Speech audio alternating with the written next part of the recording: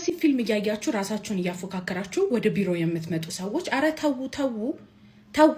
የወሲብ ፊልም ላይ የሚሰሩት ሰዎች ባይ ዘ ወይ ማለት ነው ናቹራል የሆነና ተፈጥሯዊ የሆነውን ነገር ያንድን ወንድ ነገር አያሳዩም። መድኃኒት እየወሰዱ ነው የሚሰሩት። ወዲያውኑ ብልቱ ስለቆመ ወዲያውኑ ብልት ይቆምልሃል ማለት አይደለም። ሰዓት ስለጠበቀ ለመጨረስ አንተ ሰዓት ጠብቀህ ትጨርሳለህ ማለት አይደለም። ለሁለተኛ ዙር ብልቱ ሳልፈሰፈስ ቀጠለ ማለት አንተም እንደዛ ትቀጥላለህ ማለት አይደለም። ናቹራሊ ማለት ነው አንድ ወንድ ለግንኙነት የሚያነሳሳውን ነገር ካየ በኋላ ብልቱ ውስጥ ይቆም ድረስ ሰዓት ይፈጅበታል። የመጀመሪያ ዙር ቶሎ ይጨርሳል።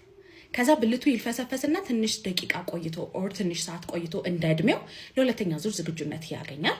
ከዛ በኋላ ያንን የሁለተኛ ዙሩን ደግሞ ዘግየት ብሎ ቆየት ብሎ የሚጨርስበት ሁኔታ ይኖራል።